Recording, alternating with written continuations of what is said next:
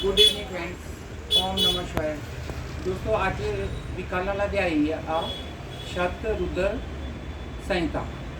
ਇਹਦੇ ਵਿੱਚ ਆਪਾਂ ਭਗਵਾਨ ਸ਼ੰਕਰ ਦੇ ਮਹਾਕਾਲ ਆਦਿ 10 ਅਵਤਾਰਾਂ ਬਾਰੇ और दुर्वासा अवतार और किरात अवतार, हनुमान अवतार ਇਹਨਾਂ ਦੇ ਬਾਰੇ ਜਾਣਾਂਗੇ।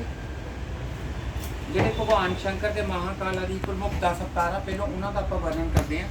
ਨੰਦੀਸ਼ਵਰ ਜਿਹੜੇ ਆ उस पूछते हैं, हे सनत कुमार, अब आप शंकर जी के महाकाल आदि 10 अवतारों का भक्ति पूर्वक सुनिए। उनमें प्रथम महाकाल नामक अवतार है जो सज्जनों को भोग मोक्ष देने वाला है तथा इस अवतार की उनकी जो शक्ति है वो महाकाली है। ये भक्तों को अभीष्ट पद प्रदान करती है। दूसरा अवतार जो तार नाम से विकायत है और इसकी जो शक्ति है वो तारा है। तीसरा अवतार जो है बाल भुवनेश्वर है जिसकी शक्ति वाला भुवनेश्वरी है। चौथा अवतार षोडश विद्याश के रूप में है जिसकी जो महाशक्ति है षोडशी श्री महाविद्या है। पांचवा अवतार जो है भैरव का है, उसकी जो महाशक्ति है वो भैरवी गिरिजा है। छठा अवतार छिन्नमस्तिका है और उसकी महाशक्ति छिन्नमस्तिका है। और सातवें अवतार का नाम धूमवान है जिसकी शक्ति धूमवती है। और आठवां अवतार बगलामुख है जिसकी महाशक्ति बगलामुखी है। नौवां अवतार जो है मतंग नाम से विख्यात है और उसकी जो शक्ति है मतंगी है। 10वां अवतार जो है कमल नाम के शंभु हैं जिसकी शक्ति पार्वती का नाम कमला है। शिव जी के 10 अवतार हैं जो सज्जनों और भक्तों सर्वदा सुख देने वाले तथा भक्ति मोक्ष आदि देने वाले हैं। शिव जी के दुर्वासा अवतार तथा हनुमान अवतार के बारे में आप वर्णन है। नंदीश्वर जी कहते हैं कि हे महामुनि, वो जो है बता रहे हैं इनके बारे में। अब आप शंभु के एक दूसरे चरित्र जिसमें शंकर धर्म के लिए दुर्वासा होकर प्रकट हुए उसका प्रेम पूर्ण श्रवण करें। अंशुआ जो पतिव्रता स्त्री थी, उसके जो पति अत्रि थे, उन्होंने पुत्र प्राप्ति के लिए अपना भक्ति की तपस्या की, तो उन्होंने ऋषिकुल पर्वत पर जाकर पुत्र की कामना के लिए गौ तपस्या की थी। उनके तप से प्रसन्न होकर ब्रह्मा विष्णु महेश्वर तीनों उनके आश्रम पर आए तो उनको वरदान दिया। ब्रह्मा जी के 3 पुत्रों का वरदान दिया। पहले जो ब्रह्मा जी के अंश से चंद्रमा हुए और जो उनको देवताओं ने पानी में गिरा दिया तो वो जो है समुद्र में डाले जाने के कारण समुद्र से प्रकट हुए। तो विष्णु के अंश से जो श्रेष्ठ सन्यासी दत्त जी हुए और रुद्र के अंश से जो दुर्वासा ऋषि हुए। जो दुर्वासा ऋषि हैं ये अम्बरीश की परीक्षा भी इन्होंने ली थी और भगवान राम की और भगवान कृष्ण की भी इन्होंने परीक्षा ली थी। तो श्री रुक्मणी के रथ में इन्होंने जोता था और उसके बाद दुर्वासा मुनि ने एक विचित्र चरित्र किए। उसके बाद जो हनुमान जी का चरित्र है, हनुमान जी ने शिव जी के रूप में, हनुमान जी शिव जी के ही रूप थे, अवतार थे। इन्होंने भी बहुत लीलाएं की। एक समय की बात है, एक दंत जो विष्णु जी हैं वो अपने मोहिनी रूप में दर्शन देते हैं और जो भगवान शिव हैं वो कामबान से पीड़ित हो जाते हैं और जो है उनका वीर्यपात हो जाता है और उस वीर्य को ऋषि मुनि जो हैं पत्रकोट में स्थापित कर देते हैं। तो वो राम के कार्य की, श्री राम ने जन्म लिया था, राम के कार्य की सिद्धि के लिए उसको गौतम कन्या अंजनी के कान में स्थापित कर देते हैं। तो इससे जो है महान पराक्रमी और बहुत ही बलिष्ठ हनुमान जी अंजनी से जन्म लेते हैं और उनका नाम हनुमान रखा गया है। और हनुमान जी जो बचपन में ही हैं वो सूर्य बिंब को छोटा सा फल समझकर उसको निगल जाते हैं, अपने सूर्य को छोटा सा फल समझकर तुरंत निकल जाते हैं। और बाद में जब महाबली सूर्य उन्हें पता लगता है ये हैं तो उसको उगल देते हैं। तो देव ऋषियों ने उन्हें शिव का अवतार माना और बहुत से वरदान दिए। तो सूर्य के निकट जाकर उनके न्यास उन्होंने हनुमान जी ने सूर्य से बहुत सी विद्याएँ सीखी। तो उसके पश्चात उन्होंने, आपको पता ही है, राम का जो चरित्र है उसका संक्षेप में बताया गया है। और हनुमान जी ने राम जी का बहुत साथ दिया और सीता को के पास भी वो गए थे लंका में। आप सबको पता ही है अपने श्री राम की कथा। तो इसमें हनुमान के श्रेष्ठ चरित्र और उनकी नाना लीलाएँ बताई गई हैं। तो भगवान शिव का इसके बाद पीपलवाद अवतार होता है। पीपलवाद अवतार का वर्णन अब आप श्रवण कीजिए। देवताओं में ना एक वस्त्र असुर नाम का एक असुर था। उसने स्वस्थ देवताओं को पराजित कर दिया और ब्रह्मा आदि देवता, जो इंद्र आदि देवता जब परेशान हो जाते हैं तो वो जो इंद्र देवता है ब्रह्मा जी को अपना दुख सुनाते हैं। तो ब्रह्मा जी कहते हैं कि ये त्वष्टा की करतूत है।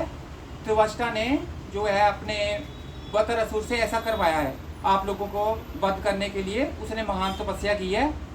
तो वो कहते हैं आप दधीची नामक जो महामुनि किससे जाएं, वो आपकी मदद करेंगे। जो उनकी अस्थियां हैं वो बहुत ही अस्थियां जो उनकी बहुत ही मजबूत हैं, और आप उनसे अस्थियों के लिए याचना करें, वो मान जाएंगे। और फिर आप अस्थियों से वज्र दंड का निर्माण करें और उसको जो बतर असुर है, वृत्रासुर है, उसको मार डालना। ब्रह्मा जी के जो वचनों को सुनकर जो है अपना बृहस्पति आदि देवता, इंद्र आदि देवता दधीची के पास जाते हैं और दधीची को अपनी सारी बात सुनाते हैं। तो दधीची जो उनका जो अभिप्राय जानकर अपनी पत्नी सुवृचा को आश्रम के दूसरे हिस्से में भेज देते हैं। तो वो कहते हैं हम त्वष्टा से बहुत अपमानित हुए हैं, उससे बहुत दुखी हैं, तो इसलिए आपकी शरण में आए हैं, आप हमें अपनी अस्थियां हमें प्रदान करें। तो वो भगवान शंकर को याद करते हैं और फिर वो उनको आज्ञा दे देते हैं। तो वो फिर वो अपना जो है शरीर त्याग देते हैं। तो तंत्र उसके बाद जो है जो इंद्र जी है सुरभि नामक गाय को बुलाते हैं, वो उनको चाटती है और उनकी अस्थियां शेष रह जाती हैं। तो वो फिर वो अस्थियों को लेकर उससे अस्त्र शस्त्र का निर्माण करना चाहते हैं।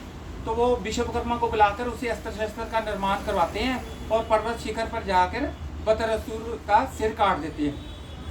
उधर से दधीची की जब पत्नी आती है सुवर्चा, तो वो अपने इंद्र आदि देवता सबों को, ब्रह्मा को श्राप देती है, क्योंकि उनके पति को उन्होंने अपना जीवन ले लिया था उनका।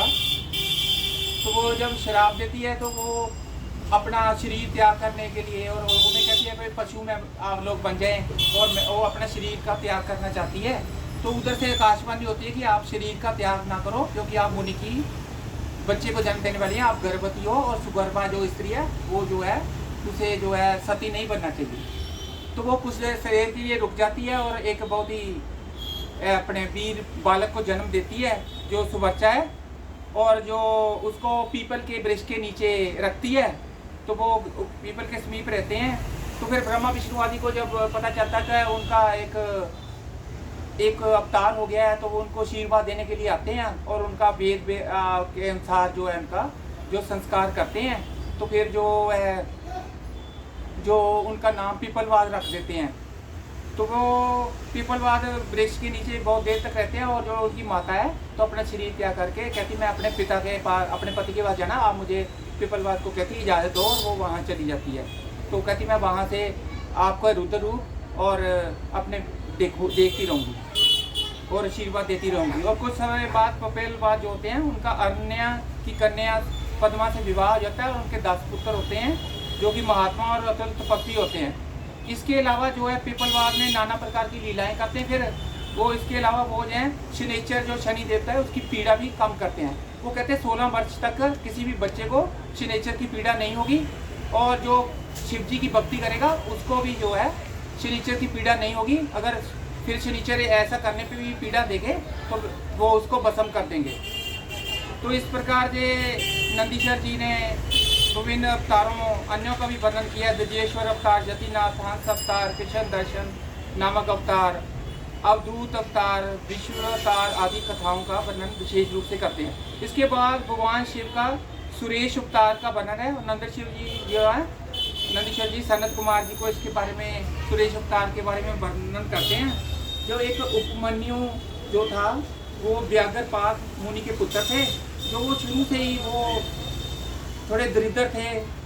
तो वो अपनी माता के साथ ना अपने मामा के घर चले जाते हैं। तो वो एक दिन दूध मांगते हैं, क्योंकि उन्हें दूध कम मिला था। तो उनकी माता जो है बीज को छील कर उसको पीस कर तो उसका पानी में उसमें घोल के दूध पिला देती है। तो वो कहते हैं ये कोई दूध है, उन्हें पसंद नहीं आता, जहाँ कम पड़ता है। तो वो माता कहती ये मैं जंगलों में अब तेरे लिए कहाँ से दूध लाऊं। तो वो शिव जी का है जो है वो ही इसका इंतजाम कर सकते हैं। तो वो ऐसे करते हैं, वो अपने पर्वतों पे चले जाते हैं, हिमालय पर्वत पर, और वहाँ पे 8 ईंटों का एक मंदिर बनाते हैं और उसमें जो है शिवलिंग की स्थापना करके शिव जी के 5 अक्षरों का जो जाप करने लगते हैं। तो फिर शिव जी वहाँ प्रकट होते हैं। जब वो बहुत तपस्या करते हैं तो शिव जी उनको दूध और अपना मधु और दही का समुंदर दे देते हैं और कहते हैं तू मेरे गणपतियों का गणों का अध्यक्ष बनोगे। तो फिर उसके बाद शिव अंतर्ध्यान हो जाते हैं। तो इस प्रकार प्रसन्नतापूर्वक घर आकर वो अपनी माता को ये सब वृत्तांत बताते हैं। तो माता बहुत खुश होती है। ये सुरेश अवतार के बारे में था। अब आप भगवान शिव का किरात अवतार के बारे में बताते हैं। नंदी शिव कहते हैं, सनत कुमार जी, मैं आशुतोष भगवान शिव कृताश्वर किरात अवतार का वर्णन करता हूँ। जब एक बार की बात है, जब जो है अर्जुन आदि जो युधिष्ठिर आदि है वो वनों में जाते हैं, तो वहाँ पे वो अर्जुन जो है अस्त्रों के लिए बहुत ही ज़्यादा तपस्या करते हैं अस्त्रों की प्राप्ति के लिए। तो जो जब युधिष्ठिर अपने दुर्योधन को इस बात का पता चलता है तो वो मूक नामक राक्षस को वहाँ भेज देते हैं तो उनका तपस्या में भंग करने के लिए। तो वो जो है शुक्र का रूप धारण करके वहाँ चला जाता है। तो इधर शिव जी को भी पता चलता है कि वो मेरे भक्त अर्जुन को, क्योंकि अर्जुन जो है शिव जी की पूजा करते हैं, शिव जी के भक्त थे, उनके 5 अक्षर का वो अपना उस समय तपस्या कर रहे थे, तो नाम लेके हुए 5 अक्षर का। तो शिव जी क्रियातेश्वर रूप में वहाँ चले जाते हैं वेश बदल के। तो जब वो शुक्र के रूप में वहाँ मैं आता है तो पहले अर्जुन वहाँ पर शर रूप में जो है बाण चलाते हैं। तो फिर जो है शिव जी भी उधर से उसी समय बाण चला जाते हैं। दोनों के बाण जो हैं वो शुक्र रूप में मुंह के लगते हैं और शुक्र रूप में जो मुंह होता है वो मर जाता है। तो फिर वो शिव जी का ध्यान करते हैं अर्जुन जो है। उसके बाद जो अर्जुन है अपना बाण लेने के लिए वहाँ चले जाते हैं, तो वो उसके शुक्र के शरीर से निकालने के लिए। तो वो उधर से वो है जो शिव के गण भी वहाँ जो है बाण निकालने के लिए आ जाते हैं। तो वो कहते हैं आप बड़े कृतज्ञ हो। एक तो हमारे शिव जी ने यानी हमारे गण कहते हैं शिव जी ने एक आपके शत्रु को मारा और आप ऊपर से उनका बाण भी निकाल रहे हो, तो आप ऐसे बाण तो आप शिव जी से मांग लो, वो कितने दे देंगे। तो अर्जुन कहते हैं ये तो मेरा बाण है, इसमें इसे मैं ना लूँगा तो मेरी अपकीर्ति होगी, मेरी कीर्ति नहीं होगी इससे अगर मैं मान लूँ। तो दोनों के भी दो यही अगर वो कहते हैं मैं तो काफ़ी ताकतवर हूँ, अगर आपका स्वामी भी ताकतवर तो मेरे से आके युद्ध कर ले। तो वो यही बात जाके वो शिव जी को बता देते हैं जो गण है। तो शिव जी कृताश्वर रूप में ही अपनी वीर सेना लेके आ जाते हैं और महायुद्ध होता है। तो उस युद्ध के बीच में वो है अर्जुन शिव जी की को पैरों से पकड़ के घुमाने लगता है। तो शिव जी जब अपने असल रूप में प्रकट होते हैं तो वो उसे अर्जुन को बहुत पश्चाताप होता है। तो वो फिर अन्न विनय करने लगता है और शिव जी हंस पड़ते हैं और क्योंकि शिव जी का वो भक्त था तो उसे माफ़ कर देते हैं। तो शिव जी अर्जुन को लिंगन करते हैं और पांडव क्षेत्र तेरे और तुमसे प्रसन्न हूँ और कहते हैं वर मांगो। तो वो कहता है भी मेरे को तो ये है जो आपको अच्छा लगता है वो आप मुझे दे दो। तो पांडुपुत्र को वो पशुपत नाम का एक अस्त्र देते हैं जो युद्ध में जो है अपना बहुत ही विजय प्राप्त करवाने वाला है, विजय लाभ वाला है। हे मनु, इस प्रकार लीले में परम कौतुक भगवान शंकर के किरात अवतार का वर्णन है। जो इसे सुनता है तथा दूसरों को सुनाता है उसकी सारी मनोकामनाएं पूर्ण होती है। दोस्तों ये आज का जो अध्याय समाप्त होता है। कल को हम कोटि रुद्र संहिता के बारे में ज्योतिर्लिंग वगैरह हैं उसमें उसके बारे में चर्चा करेंगे। Thank you very much.